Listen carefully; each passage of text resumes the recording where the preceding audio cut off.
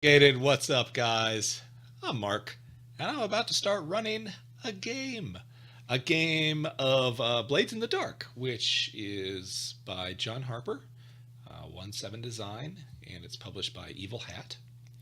And I'm going to enter the 21st century by doing it online. Um, to me, role playing has always been a weird rules form of improvisational storytelling, going back to our ancient ancestors sitting around the fire and coming up with, stories, other people throwing in details. Storytelling has always been an aspect of humanity, not to get real super deep on you or anything, but so it just seems to me that, the next logical step, especially with all of our streaming technology that we've got nowadays and all of just how we're sharing every single facet of our lives, that role playing is the next step. And I think it makes a lot more sense than some of that other stuff. But but I definitely think role playing is, something that can benefit from online play. It gives it a bit of an audience other than just the people at the table. So yeah, we're gonna be doing this online, and it's gonna be sweet. I'm guessing. I hope it's sweet. Um, so if you don't know what Blades in the Dark is, it is a game about playing scoundrels in a steampunky fantasy city, akin to like Dishonored, Thief, or like The Lies of Locke Lamora, if you've read that, and you should. Um, and then, of course, bringing in elements from The Wire, Peaky Blinders, all that sort of crime sort of television. So, yeah, it's going to be about people going around killing other people in the streets, gang wars. Who knows?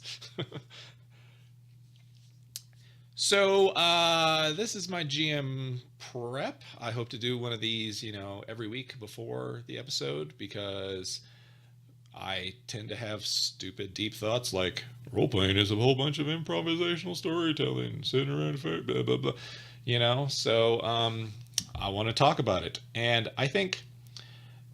John talks a little bit about this in the book, the ways to learn a role playing game. And there are essentially three, right? There's reading the book, there's actually playing the game, and then there's observing other people do it. Um, that last one is a lot trickier than the other two.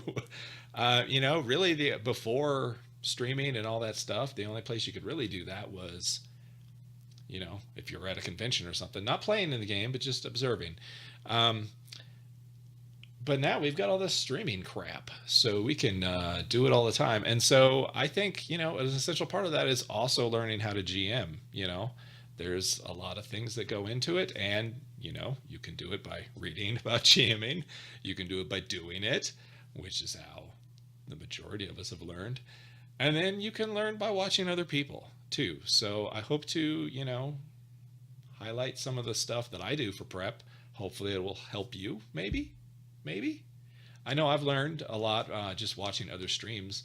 In fact, John Harper, who again created the game, has got two different groups that he is running online through the game. So that was sort of interesting to not only read the book, but then be able to watch the person who wrote the book run the game. And you're like, okay, yeah, I see where you're, applying these certain principles, or maybe you're not hitting these principles as hard as I would have thought. Why did you make that decision? That sort of thing. So that's sort of my hope with this series, is just to, provide some sort of detail about it.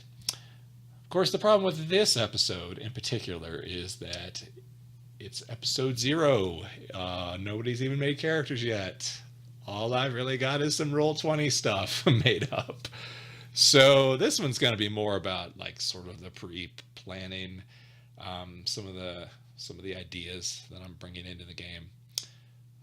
and that sort of thing. And then probably the next episode would be a little bit more detail about, the actual running of the game. Running of the game. Yeah. So, Roll20 right there. Bam. It's on the screen. It's a cool map of the city that we're in. Pretty much all I've really done in this so far is I've just got, the character sheets, the crew playbook. Let me go here. Yeah. And of course, none of this is filled in yet because nobody's done anything yet. But, we'll get to that. And some rules references and stuff. I've also went ahead and added in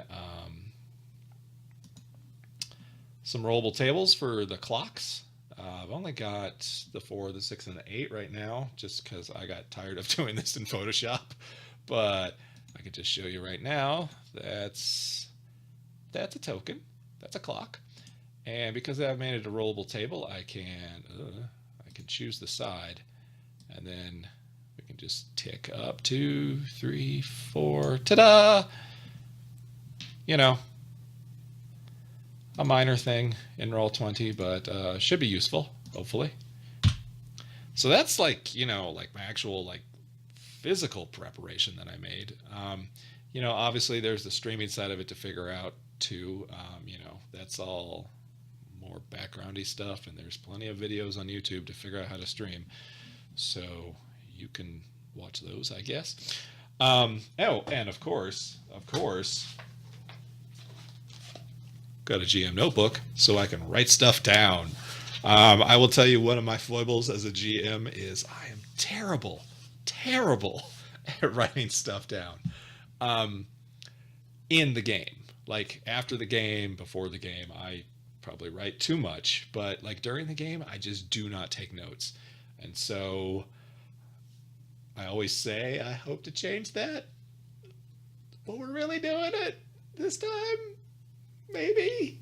I hope so. I also have a terrible memory, so I tend to forget the stuff that I should have written down. So it's terrible. Don't follow my lead on that. But the other thing is that Blades in the Dark is a bit different from games I've run in the past. I'm more of a traditional role player.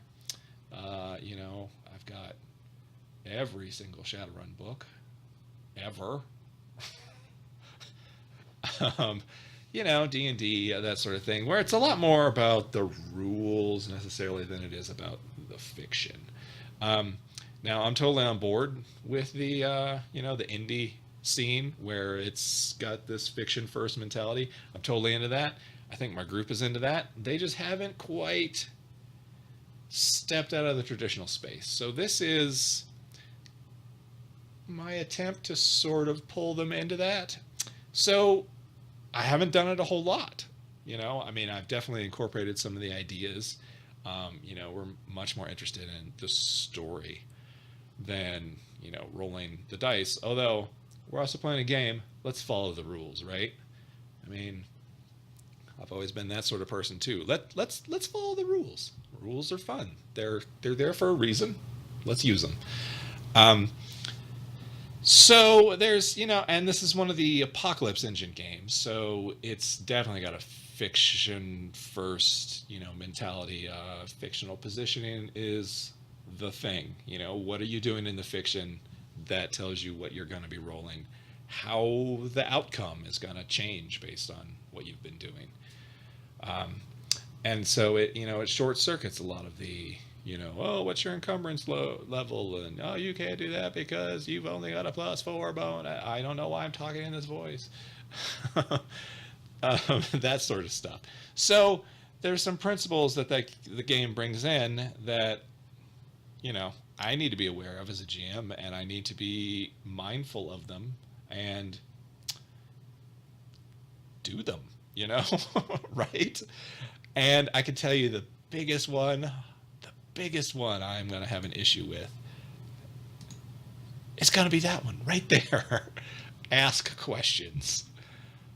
It's good advice, right? You ask a question, you build on the answer that you get, you ask another question, sometimes you require a roll based on that. That's That's what it is, right? That's what it's always been. That's what it probably should be. Maybe, I don't know. The problem is I'm a white male, and so I don't ask questions. I mean, just even not even in role playing, just in life, I don't ask questions. I just observe, figure out what's going on, based on my observations, and then act on them. It's not the greatest way to be, but inherent male something or other. I don't know. So that's going to be a hard one for me. Is to just ask questions. I mean, I've played with these people before. I know their personalities. I know a lot of times, what they mean by something when we're playing. So I just interpret it and go. I will also say that I'm pretty good at observation. So that my lack of asking questions hasn't, horrifically hurt me in life. I've got a really good perception skill, if you want to put it that way. But asking questions, gotta do it. Got to do it. So I actually stuck a sticky note right there on my monitor. I won't pull it off because it's already sort of half falling off, and then it won't stick. But it just says in big bold letters, ask questions. Trying to remind myself of that all the time during the game.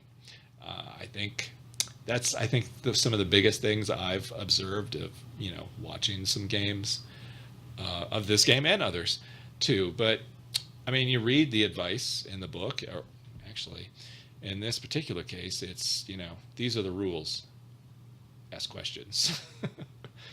Those are rules to follow, and I like following rules in games. So as the GM, I should follow the rules, right? Asking questions. That's going to be the big one for me. A lot of these other principles, I think, are things that, as a person who has played games a long time, too long probably, that have gradually just been incorporated into, how things work, how I run a game anyway, even though they weren't necessarily, rules that the game lays out. They're just, good practices, I guess. So for instance, Blades in the Dark talks about providing opportunities and follow their lead. That's always been my GMing style is, what do you guys want to do? What next? What do you do? I often don't think in big plot terms. I just tend to just be like, oh, here's an interesting situation. I wonder how they'll deal with it. And so, I mean, that I feel pretty strongly about that. I've got that one. I've got that one. Cutting to the action is another one. And that's something unique to Blades, I think, because it uses sort of a flashback mechanic. It's all about, the score, like going and doing the job. But I can speak from experience, all those Shadowrun books that I mentioned earlier, that this tends in role-playing games to be, we need to infiltrate this facility. Let's argue about how we're going to do it for 4 hours. First 5 minutes when you walk in the door, the whole plan goes up in smoke. And so you've wasted 4 hours. Is that a waste? You are role-playing, you are in character, but yeah, it kind of is. All that stuff is cool, figuring out what the plan is, figuring out what we should do, doing it all in character. I mean, that's the heart of role playing, right? But it drags on and on and on, and it doesn't fucking matter because as soon as you go in the door, everything goes to shit. Probably because the GM is sick of listening to you talk for 4 hours. No, that's not true. But yeah, cutting to the action is an important thing, and that'll take some work, but from me. But I think that's a good principle, and I think I've got that one incorporated. Of let's get past the boring stuff, let's go to the exciting stuff. My players may have a bit of an issue with it just because they are used to the more. Now it's this next hour, and you want to go talk to this person. Well, it's going to take you a while to go over there, so let me talk to these other players, see what they're doing, then we'll get back to you. There's like this sequential time thing that they're still sort of not stuck in, but used to, I would say. And, partially that's my fault when I'm running games doing that, but I have been working on, a lot more recently of just being, okay, well, let's go to the exciting part. Let's just skip past all that crap. Let's go to the next scene, as it were. Think of it as a TV show. Um, you know, that sort of stuff. Um, a lot of these other principles that are in this game are like, telegraph trouble before it strikes, right? You got to leave clues for the players. You got to let them know what's going on. I would say that's the joke, haha, amongst my group is that none of my NPCs will talk to you because they think you're an idiot, and why would they talk to you? Um, that's a joke from way back. I've been working on that probably the last 10, 15 years to get better at that. I think I am now. Um, but that's one that definitely, has tripped me up before. I don't think it does anymore. We'll see. And then, of course, one of the other principles is follow through. Once you've telegraphed the threat, go ahead and follow through with what's going on. And that interacts with the dice mechanics some. And I think that one's, fairly ingrained at this point. Yeah, I think that one's fairly ingrained. So, yeah, that was just, what I'm thinking about as going into the game of, what are the types of things that I need to be concerned with. I do like the Apocalypse Engine games just because they lay these things out as this isn't GM advice. These are GM rules. You should do these things to make this game work the way that we say the game should work, the way we want the game to work. Of course, if you want to do it a different way, there are other games for that. That's all fine. So I really like the GM principles, like be a fan of the PCs. Let everything flow from the fiction. Paint the world with a haunted brush in this particular case. Surround them with industrial sprawl. Address the characters, not necessarily the players. That one's going to be a little weird for me too because I'm used to just calling people by their names, not their weird made up fantasy names. So we'll see. Um, Consider the risk and hold on lightly are the other ones that Blades in the Dark particularly talks about.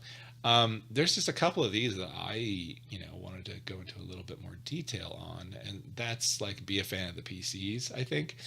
For this sort of sandbox game, and I've run a couple sandbox games actually in the past. That's sort of been the most recent game actually that I ran was a sandboxy game, and that's sort of the way I've been running recently is just a lot more, well, I'd kind of say this is the way I've always been running, but it's become a lot more formalized, maybe, recently.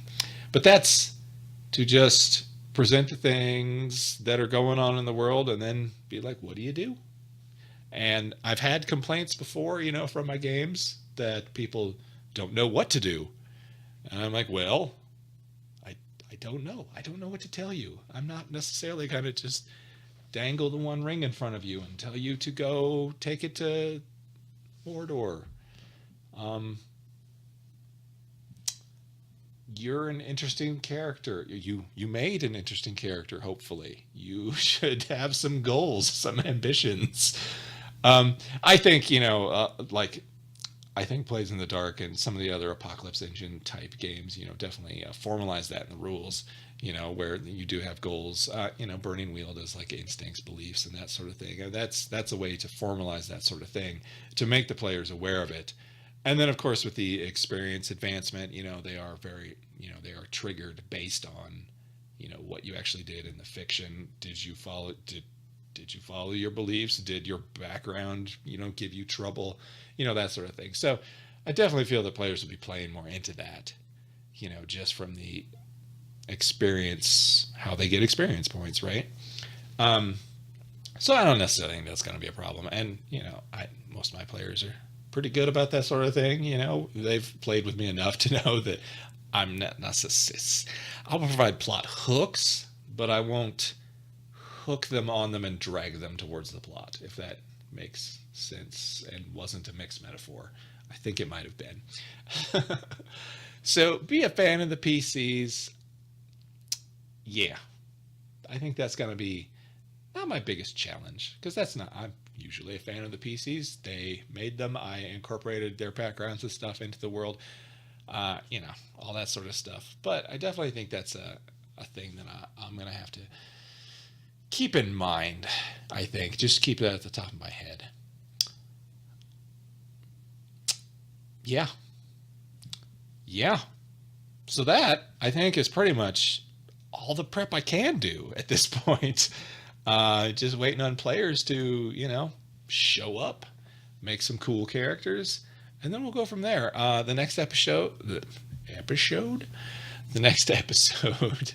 should be a lot more, you know, once they've actually made their characters and their crew. How do they fit into the city? You know, we'll probably start doing some relationship mapping. That'll be exciting.